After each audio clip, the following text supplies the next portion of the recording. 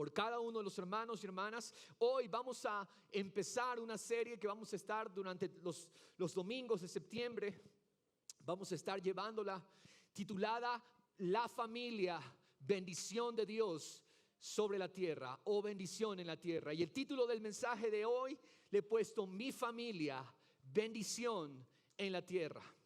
Amén. Y como estuvimos adelantando cuando presentamos y anunciamos esta serie está basada en la promesa que Dios le dio a Abraham. Y vamos a ver cómo esta promesa es sustentada a lo largo de toda la Biblia. La promesa que Dios le dio a Abraham en Génesis 12 es: en ti, Abraham, serán benditas todas las familias de la tierra. Es decir, Dios le está diciendo a Abraham: Abraham, tú eres solo tú y Sara, pero yo he hecho de ustedes una familia. Es decir, tu familia va a ser bendición para las familias de la tierra. Y la palabra que Dios nos dejó a través del apóstol Pablo en Gálatas es: ustedes son de la misma línea de Abraham. Por lo tanto, todas las promesas de Abraham nos pertenecen a nosotros por la fe en Cristo Jesús. Diga conmigo: por la fe en Cristo Jesús. Las promesas de Abraham me pertenecen. ¿Por qué razón, iglesia? ¿Por qué razón? Por esta sencilla razón: porque las promesas originalmente no nos alcanzaban a nosotros. Porque las promesas eran para Abraham, y Abraham formaba una nación llamada la nación de Israel. Y la pregunta es: ¿y cómo eso me alcanza a mí? Porque Cristo Jesús hizo posible que las mismas bendiciones de Abraham se extendieran a todos los de la fe. Porque Abraham es conocido el padre de la fe. Entonces, Abraham, al ser el padre de la fe, es el padre de todos los que creen. ¿Cuántos han creído en este lugar? Amén. Entonces las mismas promesas de Abraham nos pertenecen por creer, por la fe. Y la promesa de Dios fue esta: tu familia, Abraham, será bendición para las familias de la tierra. Y esa es la promesa que también nos alcanza hoy a nosotros, iglesia. Y estoy aquí hoy para darle esta buena noticia: tu familia es bendición para las naciones de la tierra. Tu familia es bendición para las naciones de la tierra. Y usted dirá: pero bueno, Pastor Diego, yo no tengo hijos. Yo no estoy casado. Déjeme decirle, todos somos parte de una familia y todos en algún momento esperamos formar una familia. Por lo tanto, esta promesa también es para nosotros. Aún los jóvenes no tienen excusa de decir: no, este mensaje no es para mí, este mensaje es para ustedes, porque yo sé que ustedes forman parte de una familia y en un futuro ustedes van a formar una familia. Entonces, esta serie de mensajes tienen alta relevancia para todos y cada uno de nosotros. Amén. Hay un versículo en 2 de Crónicas 16:9. Quiero que usted lo lea rápidamente. Lo vamos a leer en la versión Reina Valera. Si lo tenemos, vamos a estar todos los versículos leyendo en las Américas, pero quiero que vea este versículo como lo presenta la Reina Valera. Amén. Ambas significan lo mismo, pero las palabras son propicias. Dice: porque los ojos de Jehová contemplan toda la tierra. Es decir, los ojos del Señor están contemplando toda la tierra, para mostrar su poder a favor de los que tienen corazón perfecto para con Él. Es decir, Dios está buscando un corazón perfecto. Los ojos de Jehová están buscando un corazón perfecto en la tierra para mostrar su poder a favor de Él. Eso es una buena noticia, iglesia. Dios quiere mostrar su poder. Dios está en el plan de mostrar su gloria y su poder en la tierra, porque Dios ha estado trabajando en el mundo desde los inicios. Dios nunca se ha ido de nuestro lado. Dios siempre ha estado en la escena del mundo buscando mostrar su gloria. Desde el inicio lo podemos ver. Por eso hemos cantado: toda la tierra está llena del conocimiento de la gloria del Señor. Y la gloria del Señor no sucede por casualidad. Esto debemos entenderlo bien, iglesia. La gloria de Dios, la gloria que Dios quiere mostrar, el poder que Dios quiere mostrar, no sucede por accidente, no sucede por casualidad, de ninguna manera. A través de la historia, y en el presente y en el futuro, todas las muestras del poder de Dios en la tierra son orquestadas por Él. Es decir, Dios viene orquestando un plan desde el inicio, en el presente, y aún el plan futuro está orquestado por Dios, porque Dios lo hace todo con propósito. Y Dios está buscando manifestar su gloria a través de corazones dispuestos que se alinean, escúcheme bien, que se alinean a lo que Él está hablando. Dios está buscando un corazón que se alinee. Dios está buscando un corazón no perfecto en el sentido de que, nunca ha cometido faltas, nunca ha cometido errores. No, a eso no se refiere la palabra cuando dice Dios está buscando un corazón perfecto. Dios está diciendo, quiero un corazón dispuesto. Simplemente, aún con errores, aún con fallas, aún que en el pasado hayan habido frustraciones y fracasos, Dios está diciendo, quiero un corazón que quiera alinearse a lo que yo estoy hablando, que quiera alinearse a mi gloria que estoy mostrando en la tierra. Porque Dios quiere manifestar su poder a través de esos corazones dispuestos. Y eso es lo que hemos leído en este versículo. Corazones que se alineen a su palabra. Y cuando nos alineamos a su palabra, papá, mamá que está aquí, esposo, esposa, chicos, hijos, jóvenes, cuando nos alineamos a su palabra, Dios garantiza, diga conmigo, Dios garantiza que va a mostrar su gloria a favor nuestro. Cuando nos alineamos a lo que Él ha dicho en su palabra, cuando nos alineamos a los principios que Él ha hablado en su palabra, déjeme decirle, Dios garantiza lo que Él ha dicho y garantiza el fruto y garantiza el resultado. Vuelvo y repito, no hay casualidades. No hay magia en el plan de Dios. No es que a Dios a veces le salen las cosas bien, a veces le salen las cosas mal. No funciona de esa manera, porque Dios es un Dios soberano. Todas las cosas están en el control de Dios. Y cuando vemos la gloria de Dios revelada en una persona, cuando vemos a un rey que se levanta, cuando vemos a un predicador que se levanta, cuando vemos a un pastor que se levanta, cuando vemos a un político con temor de Dios en el corazón que se levanta, es porque Dios lo ha planificado. Y es porque previamente a eso hubo un corazón que se alineó a la palabra de Dios. ¿Está conmigo? Porque hubieron corazones que se alinearon. Entonces Dios mostró su gloria. Un corazón que se alinea es el canal y el vehículo para Dios mostrar su poder.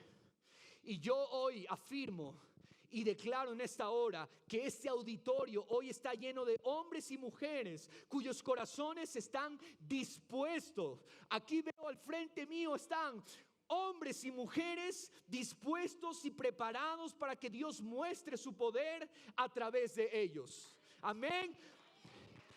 Aquí hay hombres y mujeres dispuestos para que Dios muestre su poder a través de ello. Y le tengo una buena noticia: no se requieren calificaciones especiales, no se requieren requisitos naturales para esto. Lo que Dios está buscando son corazones que entienden una sola cosa: justicia, es decir, he sido puesto en Cristo, ahora soy hallado en Cristo. Conocen obra terminada, es decir, conocen, hecho fue por Cristo. Él me dio un lugar ante Él sin yo merecerlo, por gracia y por amor. Y ahora, por alinearme, Dios quiere mostrar su poder a través mío. Eso es lo que Dios nos está diciendo. ¿Qué significa obra terminada de Jesús? Quizás algunos lo entiendan, quizás no todos. Obra terminada de Jesús significa todos nuestros pecados fueron juzgados en Cristo y ahora gozamos de su favor.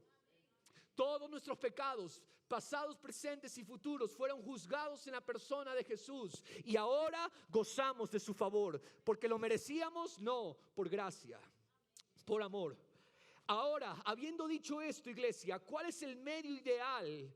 ¿Cuál es el medio ideal de Dios para preparar algo glorioso? En otras palabras, algunos me van a entender. ¿Cuál es el medio de Dios para cocinar algo que traerá gloria a su nombre, que traerá transformación, avivamiento y luz en medio de las tinieblas? ¿Cuál es el medio en el cual Dios prepara y cocina las cosas que van a mostrar su gloria? Y esta es la parte importante que quiero que entienda. Dios cocina y prepara las cosas en la familia. Vuelvo y repito, Dios prepara todas las cosas para mostrar su gloria en la familia. Sí, Dios puede mostrar su gloria de diferentes maneras y formas, acorde a su voluntad y a su naturaleza. Pero aquello que Dios ha planeado para que se desarrolle y traiga un fruto grande, sin precedente, es la familia. Eso fue lo que Dios preparó. Le he dicho, Dios quiere mostrar su gloria. Dios está buscando corazones que se alineen. Ahora, ¿dónde Dios lo va a hacer? En la familia. Ese es el plan de Dios, ese es el ideal de Dios, esa es la cocina de Dios. ¿Cuál es la cocina en la cual Dios prepara sus mejores y más maravillosos planes? Es la familia. La familia es el lugar donde Dios prepara sus planes para mostrar su gloria. Los más grandes impactos, escúcheme, los más grandes impactos y toques divinos de Dios en la tierra se dieron gracias a la disposición que tuvieron muchas familias en creer a la palabra de Dios. ¿Qué hicieron estas familias? Obraron en fe y el resultado es que Dios produjo un impacto que trajo gloria a su nombre, destrucción al imperio de las tinieblas y extensión de su reino en la tierra. ¿Qué fue lo que Dios hizo? Dios buscó corazones, buscó familias. No importa si no eran todos en la familia, bastaba un corazón, porque eso es lo que Dios busca. Un corazón dispuesto para mostrar su gloria. Gracias, Jonathan. Dios busca un corazón para mostrar su gloria. Y estos corazones que se alinearon fueron los que produjeron impacto para su gloria. Trajo gloria a su nombre, trajo devastación en las tinieblas. Y el reino fue extendido. ¿Por causa de qué? ¿Requisitos naturales? No. ¿Por causa de títulos? ¿Por causa de profesiones? No. Fue por causa de corazones que se alinearon a la palabra de Dios, que se alinearon y creyeron a lo que Dios dijo. Por eso me gusta el preámbulo que hicimos la semana anterior en el mensaje que compartimos. Hay una palabra de Dios para ti. Así como esos hombres y mujeres solamente una palabra recibieron. Decíamos que ellos no tenían la revelación completa. Ellos no tenían el Antiguo Testamento, el Nuevo Testamento como nosotros lo tenemos hoy. Ellos no tenían los 66 libros de la Biblia, pero sí tenían una cosa. ¿Sabe qué era? Una palabra de parte de Dios. Y esa palabra de parte de Dios, ellos la tomaron, ellos la creyeron, vivieron por ella y vieron el resultado, vieron el fruto. A eso me refiero cuando digo Dios no está buscando calificaciones especiales, méritos especiales. Dios está buscando simple y llanamente corazones que se alineen. Amén. Por medio de esta serie de mensajes, entonces queremos responder al llamado que el Señor nos hace a conocer el diseño de la familia. Eso es lo que queremos hacer. Queremos con la iglesia que vean cuál es el diseño que Dios planeó para la familia, cuál es el diseño que está en el corazón de Dios y que Satanás está empecinado en destruirlo, en dañarlo, porque la familia Dios la diseñó para su gloria. Diga conmigo, mi familia es un canal para mostrar la gloria de Dios en la tierra. Esa es la realidad. Entonces, ¿qué se necesita? Simple y llanamente volver al diseño de Dios. Vamos a ir al libro de Ezequiel, capítulo 43. El profeta Ezequiel vivió en medio de tiempos difíciles, tiempos en donde todo aquello que enseñaba la naturaleza, carácter y propósito de Dios estaba derribado, estaba destruido, estaba corrompido, contaminado, distorsionado. Entonces, Ezequiel fue el que vivió en esta época. En otras ocasiones lo he repetido, pero valga la oportunidad para que todos sepamos esto. El pueblo de Israel llegó a un punto con su cuarto rey, el hijo de Salomón, Roboam, que el reino se dividió. El reino se dividió 10 tribus al norte, 2 tribus al sur. Las tribus del norte se quedaron con el nombre de Israel y las 2 tribus del sur se llamaron Judá. Y las tribus de Judá se quedaron con la realeza, es decir, el linaje real estaba en las tribus del sur, en el reino de Judá, y las tribus del norte se levantaron otro rey de otro linaje. Y esas tribus, lastimosamente, como pasó en ocasiones anteriores, estos dos reinos divididos, este reino dividido en dos, no siguió las directrices del Señor, no siguió la palabra del Señor, no se alineó a lo que Dios estaba hablando. Entonces Dios trajo las consecuencias de su extravío sobre ellos. ¿Qué pasó con el reino del norte? Las 10 tribus del norte fueron llevadas cautivas por un imperio llamado Asiria. Las 2 tribus del sur luego fueron llevadas también cautivas en 3 deportaciones, es decir, 3 viajes que hizo el rey de Babilonia y se llevó cautivas las tribus a Babilonia. Solamente quedó un remanente en Jerusalén. Uno de los que quedó en ese remanente fue el profeta Jeremías. Él nunca se fue en una deportación. Él nunca fue cautivo, pero la ciudad quedó destruida, la ciudad quedó en ruinas. Y ahí es donde Jeremías escribe el libro de Lamentaciones, que son las lamentaciones por el juicio de Dios en la tierra. Ahora, ¿por qué le digo esto?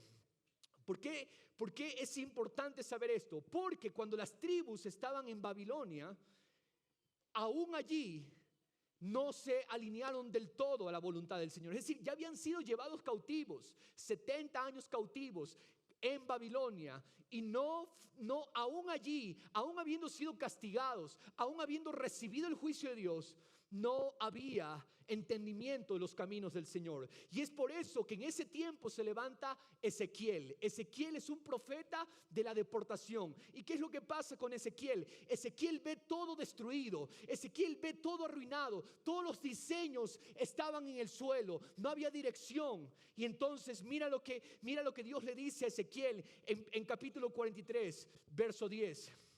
Y tú, hijo de hombre, describe el templo. Cuando usted vea la palabra templo, piense en una casa, en una morada. En otras palabras, hijo de hombre, describe el templo a la casa de Israel. Dios le está diciendo, Ezequiel, no hay diseño, no hay idea de lo que es el templo. Escribe lo que te voy a mostrar, dibuja lo que te voy a mostrar, porque quiero que regresen al diseño original, para que se avergüencen de sus iniquidades y tomen las medidas de su plano. Y si se avergüenza de todo lo que han hecho, enséñales, diga conmigo, el diseño. Enséñales el diseño del templo, su estructura, sus salidas, sus entradas, todos sus diseños. Diga conmigo, todos sus diseños, todos sus estatutos y todas sus leyes. Y escribe esto ante sus ojos, para que guarden todas sus leyes y todos sus estatutos y los cumplan. Versículo 12, esta es la ley del templo. Todo su territorio sobre la cumbre del monte, por todo alrededor, será santísimo. Diga conmigo, santísimo. Así son los diseños de Dios. Los diseños de Dios no son comunes. Los diseños de Dios no se ajustan al mundo. Los diseños de Dios son santísimos. Así son los diseños de Dios, altos.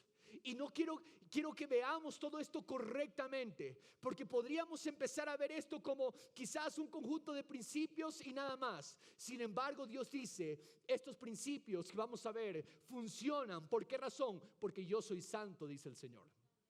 El Señor es santo. Hemos cantado santo, santo, santo. Es decir, su santidad es hasta lo sumo. Y su santidad produce diseños santos. Y el diseño de Dios para la familia no es común, no se lo inventó un pastor, no se lo inventó un hombre. El diseño de Dios para la familia lo diseñó Dios.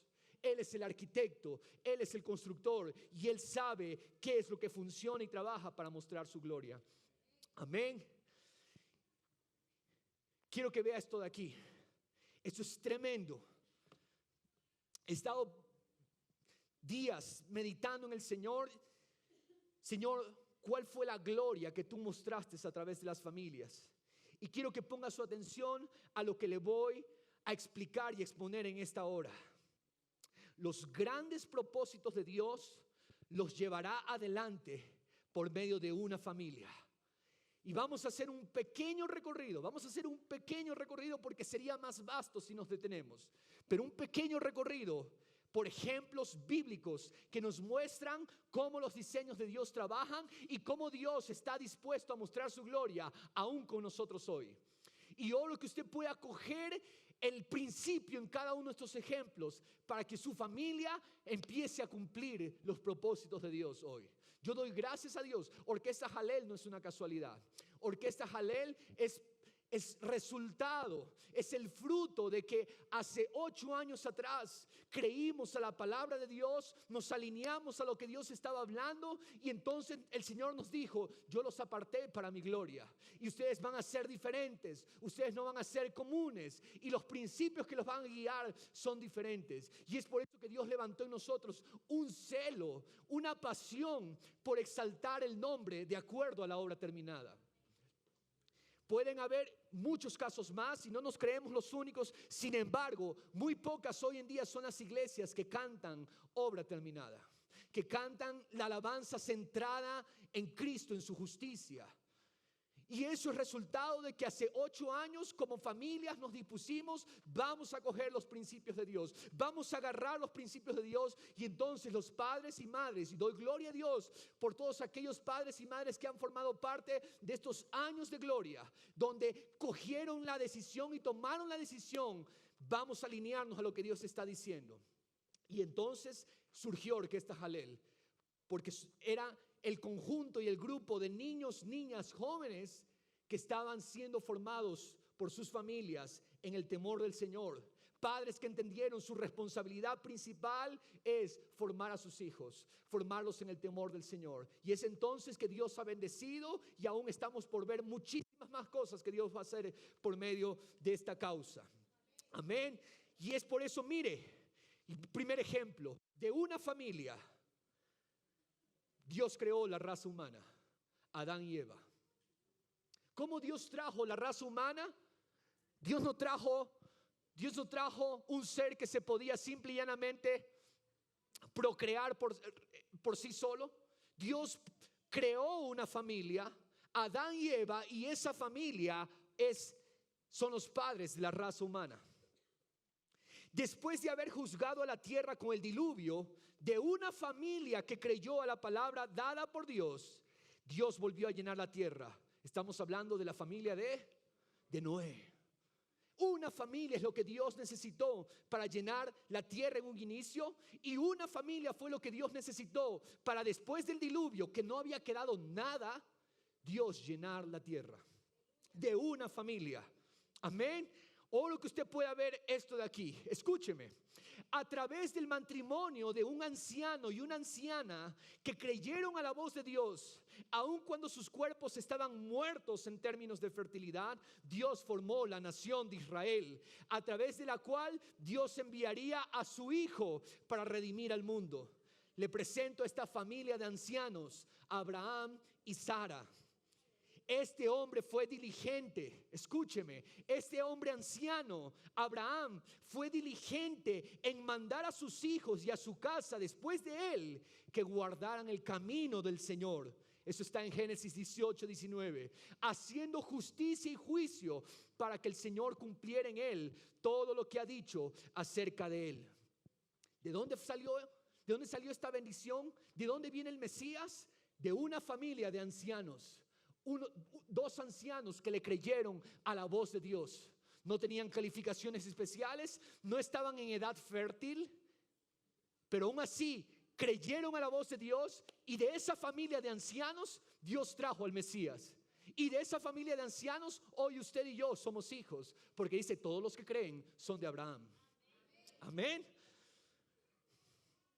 En esta misma familia que le estoy hablando fue donde Isaac fue formado. Y Isaac llegó a ser heredero de grandes bendiciones que luego fueron extendidas a sus hijos, Esaú y Jacob.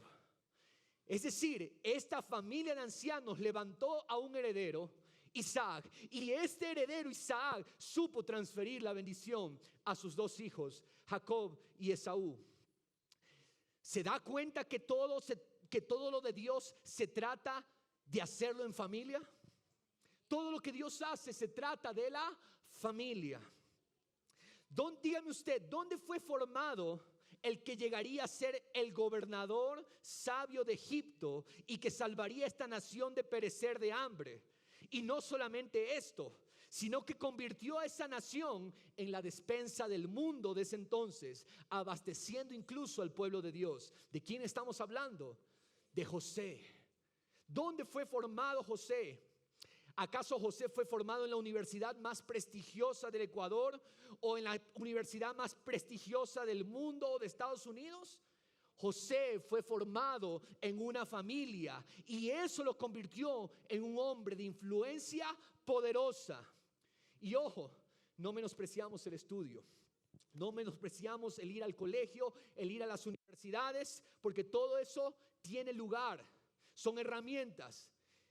El Señor nos ha permitido, el Señor me permitió a mí estudiar en la universidad. Yo me gradué de ingeniería electrónica. Luego el Señor me permitió ir a estudiar teología en los Estados Unidos. El Señor es el que prepara nuestros corazones y nos da herramientas, pero la base, el cimiento y el fundamento está ¿en dónde?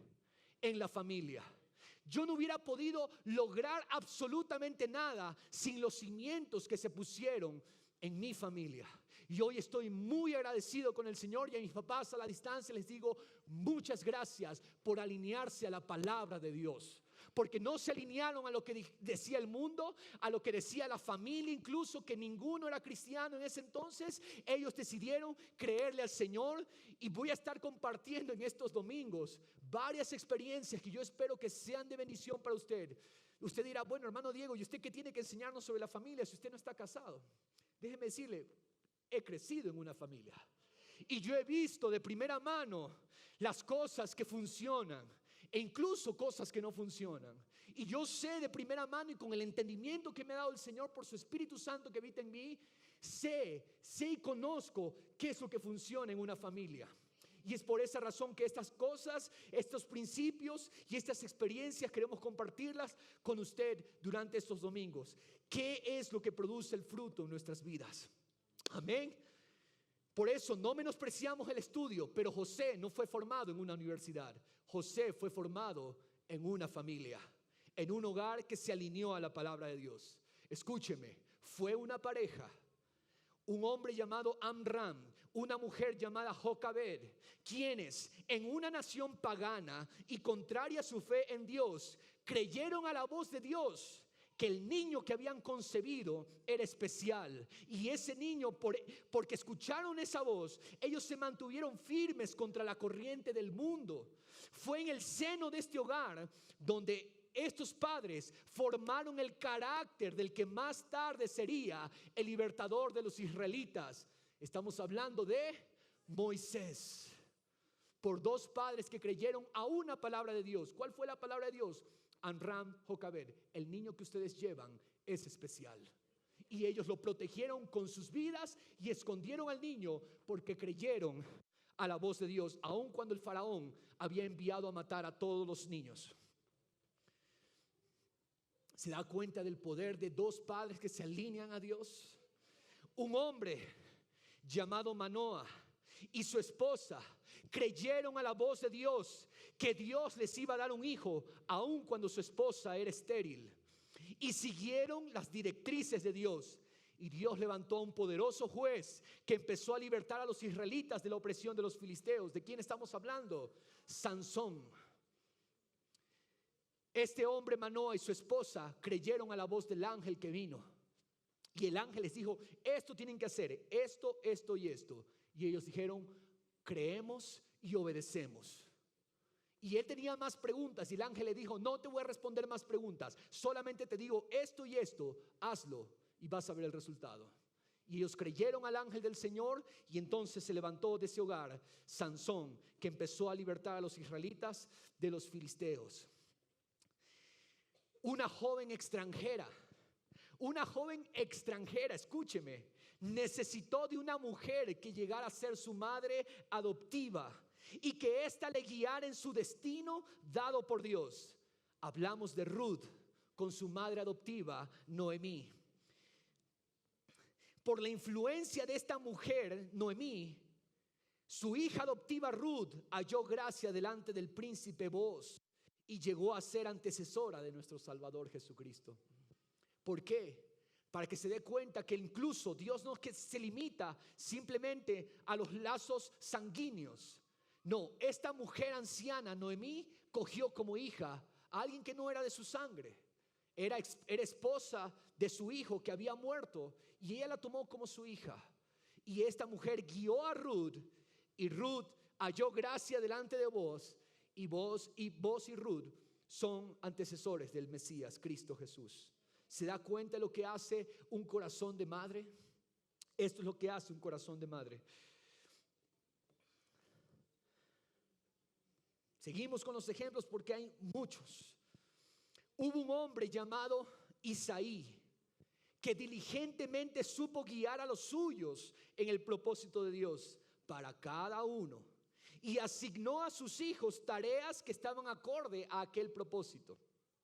A uno de ellos, siendo este aún muchacho, le dio la misión de pastorear y proteger sus ovejas. El carácter de este muchacho fue formado de una manera tal que este vaso Dios utilizó para librar las batallas de su pueblo con naciones enemigas, traer la nación a un estado de prosperidad, paz y extensión territorial como nunca antes. ¿De quién estamos hablando? Isaí fue el padre de David. Por un padre que supo guiar a sus hijos en un propósito. Mire lo que hizo Isaí. Isaí le dijo: David, este va a ser tu propósito. Era un muchacho. A ver, nadie sabía que él iba a llegar a ser rey. Pero Isaí, el padre, le dijo: David, tú vas a pastorear las ovejas. Porque Isaí vio el propósito de su hijo en un futuro. Tú vas a ser un pastor de algo grande. Quizás no lo entendía. Ese pastor de ovejas, ese pastor que estaba en el patio cuidando las ovejas de su padre, desarrolló carácter, entendió propósito, entendió destino, y ese pastor llegó después a convertirse. El pastor de ovejas se convirtió en el pastor de una nación. En el pastor de una nación. Todo por un padre que supo darle propósito a sus hijos. Isaí. Y de Isaí se habla varias veces en la Biblia. Es más, Isaías, el profeta, habla de Isaí, del padre de David. Y dice que del tronco de Isaí saldrá un retoño, saldrá una ramita, aunque está secándose ese tronco, porque el estado de la nación era sequedad espiritual. Dice, del tronco de Isaí, de la vara de Isaí, sacaré un retoño, el Mesías. De allí vino Cristo, el Salvador. ¿Se da cuenta el poder de un padre que se alinea a los propósitos de Dios? Gloria a Jesús. Fue una mujer estéril la que pidió un hijo a Dios e hizo un voto. ¿Cuál era ese voto? ¿Cuál era esa promesa? Dedicarlo al Señor todos los días de su vida. Ella hizo diligentemente todos los preparativos para que este niño sirva al Señor desde temprana edad. Es decir, esta mujer que no podía concebir le dijo: Señor, si tú me das un hijo, yo voy a hacer todo lo que está a mi alcance. Voy a ser muy diligente para que este niño te sirva desde temprana edad. Y escuchará tu voz. Este niño llegó a convertirse en uno de los más grandes jueces que tuvo Israel y uno de sus primeros profetas. Estamos hablando de Samuel. Su mente y su corazón estaban apegados al Señor porque así estaba enseñado. Dice la Biblia, el corazón y la mente de Samuel estaban apegados al Señor. Pero eso no fue casualidad, eso no fue accidente, eso fue que un padre, una madre que le creyó al Señor y dijo: me voy a alinear a lo que Dios ha dicho y me voy a alinear, y ella trabajó por ese niño, y así fue que ese niño se convirtió en el último juez que tuvo la nación y uno de sus primeros profetas. Digo uno de sus primeros profetas porque se había levantado antes un profeta, Moisés, pero luego le siguió Samuel. Ese es el fruto que Dios produce en un hogar que le cree al Señor. Y yo estoy aquí hoy, amado hermano, hermana, para decirle: créale a lo que el Señor ha dicho, sea diligente en lo que el Señor le ha dicho, y usted déjele los resultados a Dios. Dios lo va a hacer. Amén. Mire lo que dice: fue el cuidado amoroso, aleluya, dedicado, y la guía sabia de un pariente, escúcheme, de un pariente que tomó responsabilidad sobre su prima huérfana, de donde Dios levantó a una reina que traería salvación al pueblo judío mientras se encontraba exiliado en el imperio de Persia. Estamos hablando de Esther. Fue el cuidado amoroso de un pariente que tomó a su prima huérfana. Él era mucho mayor en edad, pero él la tomó bajo cuidado a su prima huérfana y la guió, y ella siguió exactamente las instrucciones de su primo Mardoqueo. Y es entonces que Esther llegó a ser la reina que salvó de la exterminación al pueblo judío, porque estaba dado el edicto de exterminio. Pero Dios la utilizó a Esther. Mire esto de aquí. Haber sido parte de una familia que había puesto las bases de la fe en Dios fue lo que formó el carácter de un muchacho que desde los 14 años aproximadamente enfrentó a un imperio, cuando gran parte de su pueblo fue llevado cautivo junto a sus compañeros. Ese muchacho, a su corta edad, ya le digo, 14 años aproximadamente, conocía tan bien la ley de Dios para saber qué alimentos estaban prohibidos por Dios. Este muchacho sabía la ley con el fin de no contaminarse con la misma comida de la sociedad común. Ese muchacho tenía un carácter tan bien formado que pudo proponerle al rey un mejor plan de comidas. Y al cabo de 10 días, Dios se mostró poderoso al confirmar que el aspecto de estos muchachos era más resplandeciente que los que comían la comida común. ¿De dónde sale esa fe? ¿De dónde sale ese carácter? Dígame usted, espero que ya sepa la respuesta. Del trabajo en la familia. De la familia. Este muchacho, ¿quién es? Daniel, quien sirvió como parte de la corte. Déjeme decirle, fue miembro de la corte durante 4 reyes. ¿Quién hace eso? Eso lo hace Dios a través de los vasos que se disponen. ¿Cómo es posible que a los 14 años un niño pueda ser tan radical en su carácter? Es porque hubieron padres que formaron. No me diga que eso es producto, es que él aprendió después. No, eso vino de la casa, eso vino del hogar. Y es por eso que Daniel era fuerte en carácter y sirvió, no a un rey, a 4 reyes. Esto me da risa, ¿sabe por qué? Porque los reyes morían o eran quitados del trono y Daniel seguía ahí. Daniel seguía sirviendo como sabio en la corte del rey. Eso solo lo hace nuestro Señor Jesucristo. Amén. Esto es tremendo. Por causa de unos padres que no se acomodaron al sistema, porque prefirieron creer a lo que Dios había dicho, se alinearon a la palabra y formaron a un joven con el carácter de un profeta de Dios, Juan el Bautista, el precursor del Mesías. ¿Sabe lo que hicieron estos padres? En un tiempo de sequedad espiritual, en un tiempo de silencio de la revelación de Dios, porque Dios no hablaba en esos 400 años, habían sido 400 años de silencio de la boca de Dios. Pero ¿saben qué hicieron estos padres? Cuando escucharon la voz de Dios, al ángel del Señor, la instrucción del ángel fue radical. La instrucción del ángel se la resumo o se la explico en estas palabras. Básicamente tenía que ver, este niño no puede ser criado como todos los demás niños. Este niño va a ser diferente. Este niño va a ser apartado para mí. Y este niño va a ser formado en su propia universidad, la Universidad del Desierto. Y este es Juan el Bautista, el que preparó el camino a nuestro Salvador. Juan el Bautista. ¿Pero qué se requirió? Padres que no eran asustados por lo que dice la sociedad, qué dice la corriente, qué dice la moda. No, padres que dijeron, vamos a hacerle caso a Dios. Nos importa un comino lo que los demás piensen. Vamos a obedecerle al Señor. Es por esa razón que Dios levantó a este profeta. Preparó el camino para la manifestación del Salvador del mundo. Mientras otros perseguían glorias vanas, Zacarías y Elizabeth no cedieron a la presión de hacer a su hijo normal. Ellos dijeron, nuestro hijo no va a ser normal. Nuestro hijo es apartado para Dios. Dios los llenó de gracia y poder para hacerlo extraordinario.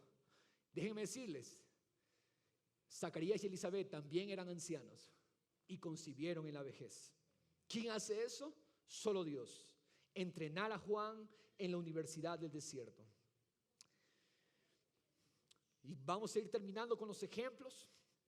Hay muchos más, pero por cuestión de tiempo quiero hablarles también. Una abuela, escúcheme, una abuela y una madre se pusieron de acuerdo en transferir su fe sincera, su fe genuina, a un niño que llegó a convertirse en fiel discípulo de uno de los grandes apóstoles.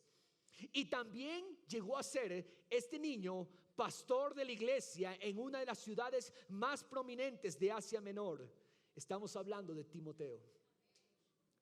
Timoteo recibió una transferencia por parte de ¿quién? De su abuela Loida y su madre Eunice. Y Pablo le dice, esa fe que está en ti, Timoteo, te fue transferida por tu abuela y por tu madre. Y Pablo tomó a este muchacho como un discípulo. Y después este chico llegó a ser pastor en una de las ciudades más influyentes de ese entonces, llamada Éfeso. Ese es Timoteo, y ese es el resultado de lo que Dios hace cuando padres, cuando abuelos aún se alinean a lo que Dios está hablando. Timoteo, que recibió la misma fe no fingida de su abuela Loida y su madre Eunice, y llegó a ser discipulado por nadie más, nadie menos que el apóstol Pablo. Y como ellos, hay más evidencias en la Biblia que Dios escoge una familia. Escúcheme, Dios escoge una familia para mostrar su gloria a través de ella y traer su manifestación a la tierra. Empezamos diciendo, Dios quiere mostrar su gloria, Dios quiere mostrar su poder. ¿Cómo lo va a hacer Dios? Por medio de una familia que se alinea a Él, una familia que le cree al Señor. Ese es nuestro Dios. Ese es nuestro Señor. Así trabaja Él, diferente a lo que trabaja el mundo. El mundo quiere soluciones rápidas.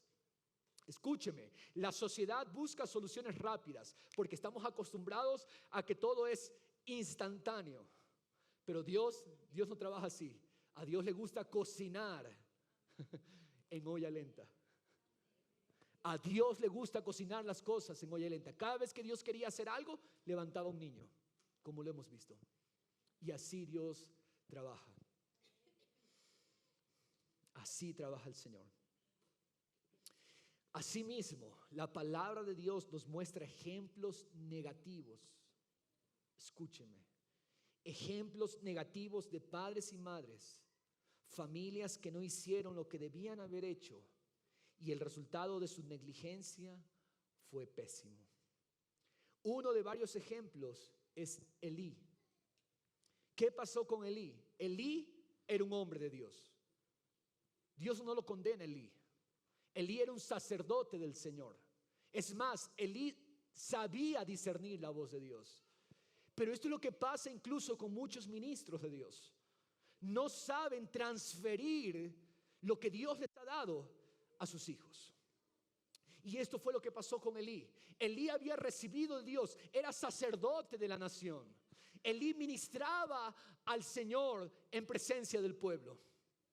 Pero, ¿qué pasaba? Elí nunca pudo estorbar a sus hijos. Elí nunca estorbó a sus hijos. No disciplinó a sus hijos. Sus hijos trajeron vergüenza a la nación y terminaron muriendo horriblemente, juzgados por Dios, al igual que su padre. ¿Qué es lo que pasó con este hombre? Elí, él tenía la presencia de Dios, pero no supo transferirla a sus hijos. ¿Por qué? Dice la Biblia, y este es el pecado de Elí, nunca estorbó a sus hijos. Es decir, en otras palabras, él los dejó a sus hijos a sus anchas. Ya, y este es un pensamiento humanista, escúcheme, ya mis hijos se han de corregir con el tiempo, ya el tiempo los va a cambiar, la sociedad los va a cambiar, ya cuando llegue a la universidad va a madurar, ya cuando se case ya va a sentar cabeza. No. Los hijos simplemente van a reflejar en el futuro lo que sembramos en el presente. Amén. Ahora, Dios es bueno en misericordia, grande en gracia, y Dios puede transformar corazones duros. Y de eso también hay bastante en la Biblia. Pero como el propósito de esta serie es la familia, yo quiero que usted entienda, no necesariamente tenemos que sufrir en un futuro si es que hacemos las cosas bien en el presente. ¿Qué nos está pidiendo el Señor? Alinearnos a su palabra. Ahora quiero darle dos ejemplos un poco más contemporáneos, porque los principios de Dios no es que trabajaron solamente en el pasado, trabajaron en el presente y en la historia, a lo largo de la historia también han trabajado. Por ejemplo, fueron la madre y el padre de Billy Graham. No sé si todos saben quién es Billy Graham. Fue uno de los más grandes evangelistas de los últimos tiempos. Este hombre predicó. ¿En qué lugar no predicó?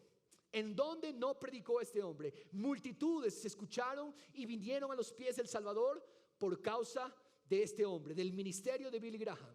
Y Billy Graham es como un Daniel en estos tiempos. Él ya murió hace pocos meses, pero Billy Graham sirvió durante varios presidentes de los Estados Unidos. Los presidentes de Estados Unidos lo llamaban a Billy Graham para pedir consejo, para pedir asesoría. Y este hombre sirvió a estos presidentes, como Daniel, que sirvió a varios reyes. ¿Quién hizo eso? Fueron la madre y el padre quienes levantaron una antorcha que sacudió a todo el mundo. No sé si todos saben de este ejemplo. Juan Wesley o John Wesley fue uno de los más grandes predicadores en el siglo XVII-XVIII. Un hombre que trajo avivamiento en Inglaterra y luego trajo también avivamiento a las tierras recién conquistadas en el norte, en Estados Unidos. Y este hombre fue usado por Dios grandemente. De ahí es donde vino la denominación metodista.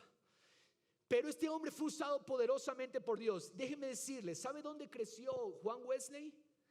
Juan Wesley fue criado por una mujer llamada Susana Wesley, madre de 19 hijos. Madre de 19 hijos. ¿Y sabe lo que le invito? Por favor, lea la biografía de Susana Wesley. Usted va a ser inspirado por la fe de esta mujer. Prácticamente sola esta mujer crió a sus hijos. ¿Y sabe lo que hacía Susana Wesley? Dependía diariamente de Dios para todo. Dependía de Dios para sus finanzas. Dependía de Dios para la disciplina de sus 19 hijos. Dependía de Dios en cada cosa. Y esta mujer levantó a un predicador que trajo gran avivamiento al mundo, como lo fue Juan Wesley. No sé si estos ejemplos producen algo en usted. No sé si estos ejemplos producen en usted ese deseo de decirle: Señor, yo me quiero alinear a lo que tú quieres hacer en mi vida y en mi familia. Amén. Amén, porque esa es la gracia de Dios. Y Dios nos ha dejado todas estas cosas para que nosotros aprendamos de ellas. Ahora, ¿sabe qué? Nosotros hoy estamos entendiendo el poder de la familia. ¿Sabe quién también conoce el poder de la familia? Satanás. Y por eso Satanás, el diablo, el acusador, él está empecinado en atacar a las familias. Está empecinado en destruir el diseño de Dios para la familia. Satanás odia el vientre de la mujer. Satanás odia un padre que se convierte en sacerdote de su casa. Satanás odia a una mujer que deja cualquier otra prioridad con el fin de discipular a sus hijos. Eso es lo que odia Satanás, porque Satanás sabe cuán poderoso es un padre, una madre en las manos de Dios. Eso no lo ignora el enemigo. Desde el comienzo, Satanás ha estado empeñado en traer sus trampas al seno de la familia. Lo vemos en la primera familia conformada por Adán y Eva. Ellos vivían en el ambiente ideal. Adán y Eva vivían, nadie vivió en mejor ambiente que el ambiente que ellos vivían. Era un ambiente ideal. Vivían en la misma presencia de Dios. Ellos tenían a Dios mismo paseando con ellos. Pero Satanás trajo su mentira y produjo duda en el corazón de ellos sobre la bondad de Dios. ¿Sabe lo que hace Satanás, padres? Padres, Satanás nos trae a la mente duda sobre la bondad de Dios. Y eso fue lo que hizo Satanás con Adán y Eva. Les trajo dudas sobre cuán bueno era Dios y les hizo creer: Dios les está engañando, Dios les está ocultando, porque Satanás trabaja con mentiras. Ojo, atento a las mentiras del enemigo. Discierne en tu espíritu siempre las mentiras de Satanás por medio de la palabra. Por medio de la palabra. Escucha, iglesia. Fue así que Satanás los llenó de insatisfacción y desconfianza en la palabra que Dios había dado. ¿Cuál fue la mentira? No, tú no necesitas seguir necesariamente los principios de la palabra. No necesitas seguir lo que Dios te ha dicho. Esa fue la mentira. Esa fue la mentira de Satanás. Y entonces, ¿qué pasó? Fue así como hizo caer en pecado a la primera familia. Y en esta misma familia vemos cómo el mal se toma la vida de Caín, quien llegó a cometer el primer asesinato y lo hizo con su propio hermano.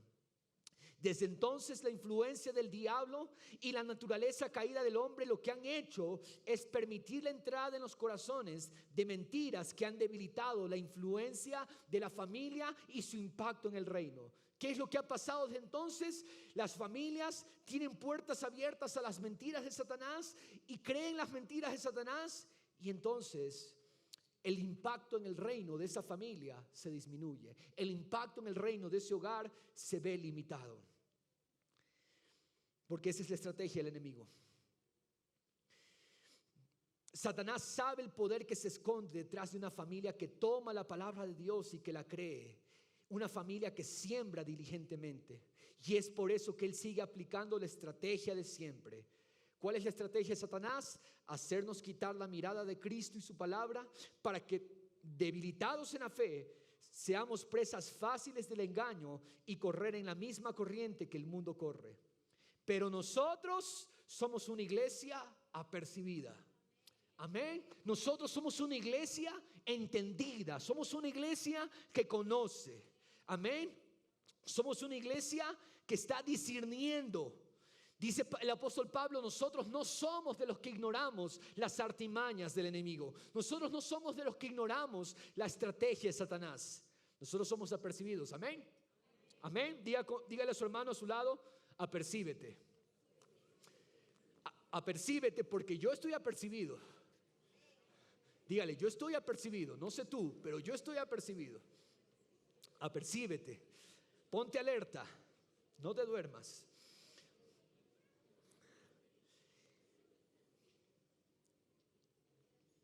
Nosotros somos una iglesia que conoce, y por lo tanto hoy, en el nombre de Jesús, activamos a cada persona aquí presente en ese llamado glorioso. Levantar generaciones que amarán al Señor con todo su corazón, con toda su alma, con su mente y con sus fuerzas.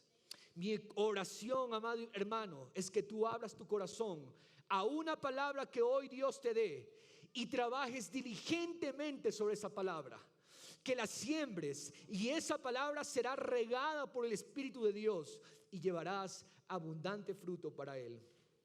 Es increíble cómo muchas veces, inconscientemente o por desconocimiento, hemos creído mentiras originadas en el sistema del mundo, mentiras que atacan al matrimonio y su propósito, mentiras que atacan el rol del esposo, mentiras que atacan al rol de la esposa, mentiras que atacan la responsabilidad de los padres, mentiras que se infiltran en el entrenamiento de los niños en el temor del Señor, mentiras sobre la disciplina y la amonestación de los hijos. Y como iglesia debemos conocer qué dice la palabra, creerle a Dios, permanecer en sus promesas de amor, y los resultados de lo que Dios hará con nuestras familias se los dejamos a Él. Nosotros sembramos, nosotros regamos, nosotros diligentemente cuidamos, y Dios da el crecimiento, Dios da el fruto. Amén. Como iglesia debemos conocer qué dice y conocer su palabra, y los resultados son de Él. El sistema del mundo y sus ideas, en el nombre de Jesús, no tendrán parte en la iglesia de Cristo, que está alerta y atenta a su palabra. Familia, vivimos tiempos peligrosos. Ojo, escúcheme por favor. Cuidado, nos dormimos, porque los tiempos son peligrosos. Las palabras de Jesús, cuando Jesús iba cargando la cruz, se la pasaron la cruz a Simón de Cirene, y Jesús estaba agotado en el suelo. Vienen las mujeres de Jerusalén llorando por Jesús, haciendo lamentación por Jesús, y Jesús le dice: mujeres de Jerusalén, no lloren por mí, lloren por sus hijos, porque vendrán tiempos difíciles, donde si esto han hecho con el árbol verde, imagínense, con el tronco verde hicieron esto, ¿cuánto más lo van a hacer con el tronco seco?, les dijo Jesús. Es importante, padres, que nos apercibamos y no nos durmamos, porque hoy es el tiempo para trabajar en nuestras familias. Hay algunas mentiras de las tinieblas. Vamos a ir terminando. Quiero tocar un punto importantísimo y lo demás lo vamos a dejar porque hay mucho, lo vamos a dejar para después. Pero hay algunas mentiras que Satanás, se los voy a decir de las más conocidas, porque hay muchas mentiras que Satanás está trabajando hoy en los corazones. Por ejemplo, el mundo ha generado esta mentira de que los hijos son cargas. El mundo ha generado esta idea de que un hijo es una carga. Los fundamentos de esta mentira son el corazón centrado en el yo y en el egoísmo. Cuando Dios ha dicho, pongámoslo en pantalla por favor, Salmo 127, verso 3. He aquí, don del Señor son los hijos. ¿Qué son los hijos? Don. ¿Qué es un don? Un regalo. ¿Qué es un don? Es una herencia. He aquí, don del Señor son los hijos y recompensa es el fruto del vientre. Afuera, cuando usted va a hacer trámites, generalmente le preguntan ¿cuántas cargas tiene? Esa no debería ser la pregunta. Es ¿cuántos regalos tiene? ¿Cuántas recompensas tiene? Amén. Porque son herencia del Señor. Herencia del Señor son los hijos. Recompensa es el fruto del vientre. El mundo ha generado esta idea, otra mentira, que para una pareja es más seguro permanecer en unión libre que casarse. Y así cada parte protege sus derechos individuales. Hey, el matrimonio es una relación originada por Dios, basada en el amor que viene de Él. Y ese amor, dice la palabra, echa fuera todo temor. Porque hoy en día las parejas no se casan porque quieren mantener su independencia y su individualidad por temores. Pero dice la palabra que el perfecto amor echa fuera todo temor. Amén. El matrimonio lo creó Dios. Es más, la bendición de Dios en el matrimonio garantiza que en medio de las circunstancias difíciles, porque ojo, no es que no van a haber problemas, no es que no van a haber circunstancias difíciles en el matrimonio y en la familia, pero ¿sabe qué? Escúcheme por favor, escuche, la bendición de Dios en su familia garantiza que en medio de las circunstancias difíciles, Dios dará su gracia y poder para vencer y salir adelante. El matrimonio es una bendición de Dios. Proverbios 18:22 dice: el que haya esposa, haya algo bueno y alcanza el favor del Señor. No dice pareja, no dice compañera. El que haya esposa, es decir, el que se casa, haya algo bueno. Otra mentira: el sistema del mundo está preparado para tentar a los hombres y mujeres a ser desleales a sus cónyuges. El sistema del mundo de alguna manera ha metido esta mentira de que tú puedes ser desleal a tu cónyuge. Hoy con estos aparatos es más fácil ser desleal, ser infiel. Pero mire lo que dice Proverbios 18:15. Esta es la verdad de Dios que echa abajo toda mentira. Mire lo que dice la palabra: bebe agua de tu cisterna. Creo que no es. Ese no es el versículo. Bueno, yo se los leo. Creo que está en Proverbios 8 entonces. Si no es 18, es Proverbios 8, 15. Bebe agua de tu cisterna y agua fresca de tu pozo. ¿Se derramarán por fuera tus manantiales, tus arroyos de aguas por las calles?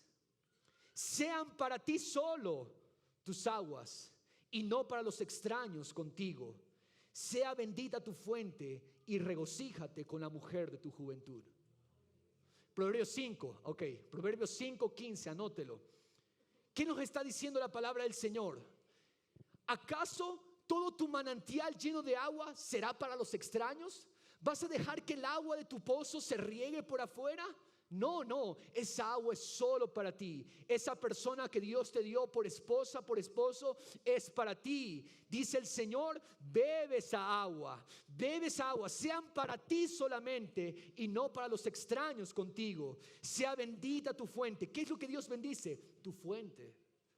No fuentes extrañas. Regocíjate con la mujer de tu juventud. El sistema del mundo quiere el divorcio de las parejas. Quiere que la institución santa del matrimonio se aplique a parejas del mismo sexo. ¿Quieren redefinir el matrimonio? Es que no se trata de redefinir. Y esto quiero que pongan la atención a esto. Con esto vamos a cerrar. El mundo quiere redefinir el matrimonio. Entonces, usted debe limpiarse los oídos. A ver, ¿qué dijiste? ¿Redefinir el matrimonio? ¡Ey! Es que no se trata de redefinir, porque el que instituyó el matrimonio ya nos dijo cómo es que funciona. Aquí no se trata, oye, hagamos un nuevo concepto. No, es que el que lo creó ya dijo cómo funciona, cómo trabaja. Vamos a ir a Mateo 19:3. Son palabras de Jesús. Son palabras del mismo Señor Jesús, nuestro Maestro, nuestro Salvador, nuestro Señor y Rey. Miren lo que dice Jesús. Se acercaron a él algunos fariseos para probarle, diciendo: ¿es lícito a un hombre divorciarse de su mujer por cualquier motivo?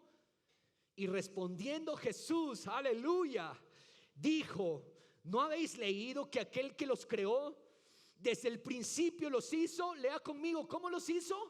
Varón y hembra. ¿Cómo los hizo desde el principio? Varón y hembra. Y añadió: por esta razón, diga conmigo, el hombre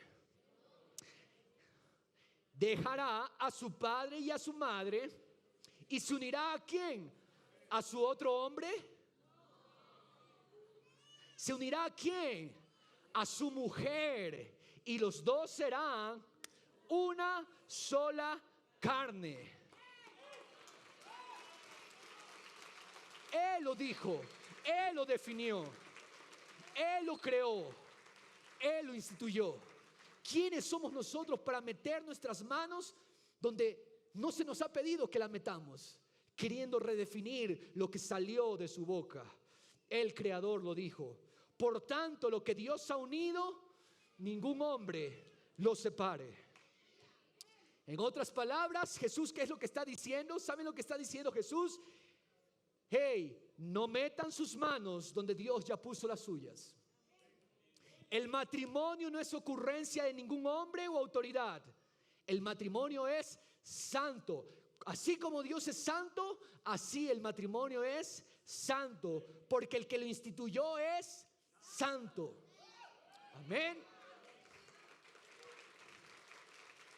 Ese es nuestro Dios. Y quiero terminar con esto. ¿Qué es lo que declara el matrimonio como consolidado? ¿O quién dice el matrimonio? ¿Quién oficia el matrimonio? Y esto quizás lo veamos en más detalle en las siguientes reuniones. Pero le resumo con una palabra. Lo que declara el matrimonio por oficializado es la bendición. Diga conmigo, la bendición. La bendición de la autoridad declara el matrimonio. Amén. Ahora quiero que usted vea la estructura de la palabra matrimonio. Y así usted le calle la boca a los que andan metiendo sus manos donde no deben meterlas. La palabra en nuestro idioma, matrimonio, viene del latín, del latín o la palabra latina, matrimonium. ¿Sí? Cámbiale la O por una U y una M. Matrimonium. ¿Sí? Esa es la palabra en español la palabra latina, de donde vino la palabra matrimonio. Esta palabra matrimonium se compone a su vez de dos palabras. Escúcheme, dos palabras. Matrimonium viene de la palabra matri. ¿Qué significa matri? Significa madre. ¿Qué significa matri en el latín? Madre. Y monium, que significa en calidad. Madre en calidad de madre. Matrimonio viene de matrimonium, que es una palabra latina que viene de dos palabras raíces. Matrimonium, que significa en calidad de madre. Es decir, matrimonio es la institución de Dios que da capacidad para llegar a ser madre. Usted dirá, pero bueno, ¿y qué nos dice eso? ¿Acaso dos hombres pueden concebir? ¿Acaso dos mujeres pueden concebir y convertir a la una en madre? De ninguna manera. Solamente una unión entre un hombre y una mujer puede dar a la mujer la capacidad de llegar a ser madre. Solamente un hombre que se une con una mujer puede darle a la mujer la capacidad de llegar a ser madre. Porque el matrimonio implica procrear, el matrimonio implica engendrar. Eso implica el matrimonio. La palabra matrimonio, para que no les quede duda, también está asociada a la palabra, dijimos matri. De matri, la palabra latina matri, viene la palabra en nuestro idioma español, matriz. ¿Sí? Matriz. Dígame usted, ¿qué es la matriz? La palabra matriz viene de la palabra latina matrix o matrix, que significa útero, que es el órgano en la mujer donde se desarrolla hasta la hora del parto el nuevo ser que ha sido engendrado. El matrimonio, en otras palabras, implica engendrar, procrear.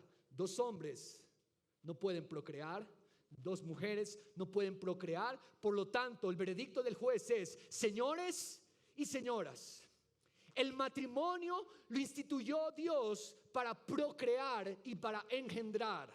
Por lo tanto, ustedes no pueden, y mi veredicto como juez es: el matrimonio es una figura que no se aplica a dos hombres que se quieran unir o a dos mujeres que se quieran unir, porque ustedes no pueden procrear, con todo el respeto. No pueden procrear, porque el matrimonio no aplica por su definición, y aún mucho más por el que lo instituyó. Por lo tanto, señores, el veredicto del juez es: el matrimonio es para un hombre y una mujer que pueden procrear y engendrar. Ese es el veredicto del juez, y él habló y nadie le puede discutir al juez.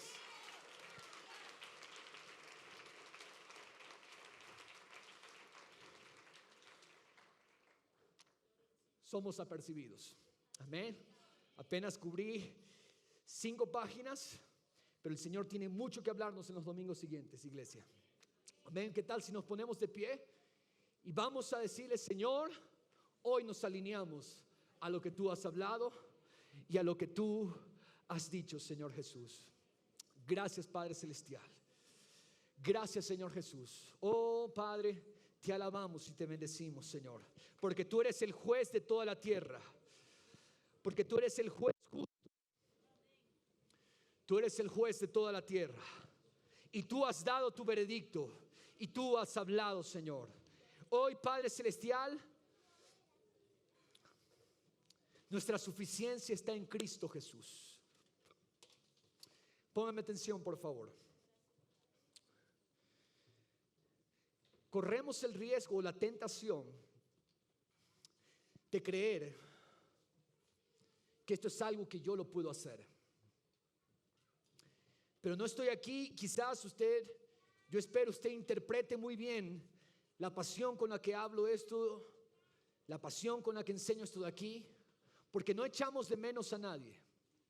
La homosexualidad, el lesbianismo y todas las desviaciones que están ocurriendo son pecados y son males que afectan a nuestra sociedad. Sin embargo, la iglesia de Cristo tiene el poder y la gracia y el amor para restaurar a las personas que han caído en estas situaciones. Ojo, no queremos nunca hacer menos a nadie, ni tirar piedras de condenación a nadie que quizás por traumas, por abusos, porque generalmente esas son las causas de las desviaciones sexuales. Por abusos y traumas. No queremos condenar a nadie, sino más bien tenemos nosotros la gracia de Cristo que restaura y que cambia vidas y que lo hemos visto. Dios es poderoso para hacer. Dios es poderoso para cambiar toda persona que haya sido por el enemigo influenciada para desviar su realidad. Porque no es cuestión de género, no es cuestión de identidad. ¿Con qué te identificas? Así seas biológicamente hombre, mujer, ¿qué te sientes? ¿Hombre, mujer? Intersex creo que es otra cosa. Travestis, trans. No. Dios creó varón y hembra, hombre y mujer, y ese es el género y esa es la identidad de una persona. Y en el nombre de Jesús tenemos el poder para traer al orden todo aquello que ha sido desviado, porque Satanás distorsiona y Satanás daña, pero nosotros somos una iglesia percibida. Amén.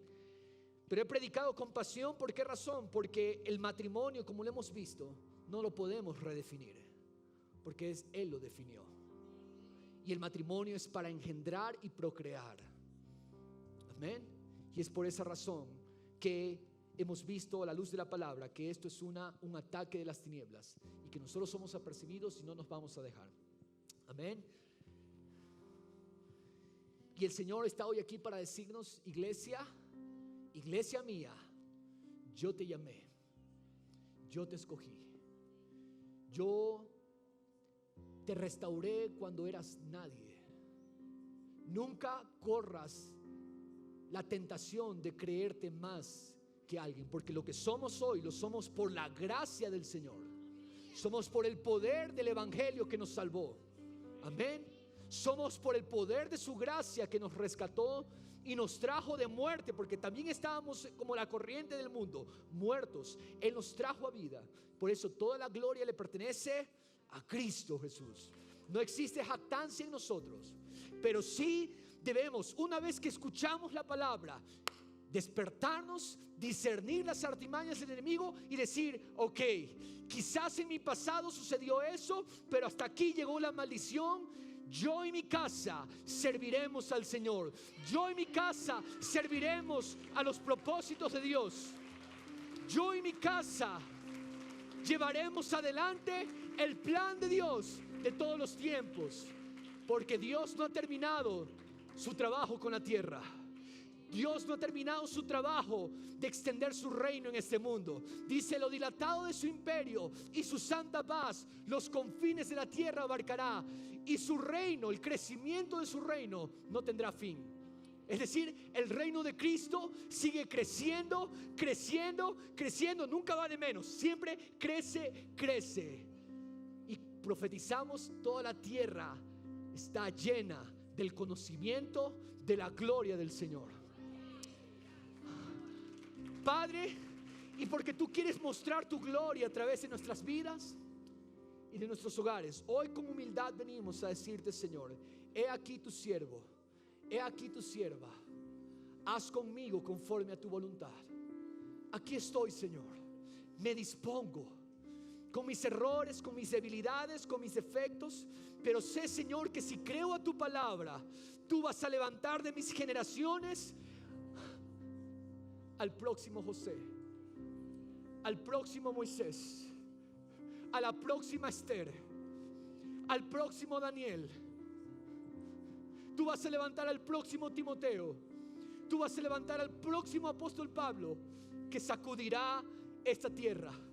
Gracias, padres. Nadie es menos aquí. Nadie es menos.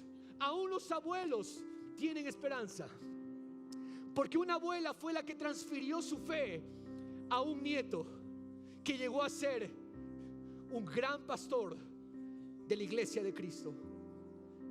Por eso les digo a todos los que están aquí, sean pequeños, grandes, seas joven, déjame decirte, hoy escucha la palabra del Señor y alinea tu vida a lo que Dios quiere hacer. Y recibe durante estos domingos la palabra del Señor, con un corazón abierto y dispuesto. Porque todos estos hombres y ejemplos que les mencioné tuvieron una cosa: un corazón dispuesto. Señor, haz lo que tienes que hacer. Heme aquí, Señor, haz. Fuera el orgullo, fuera la jactancia, fuera la vanagloria. Señor, nuestra dependencia está en ti.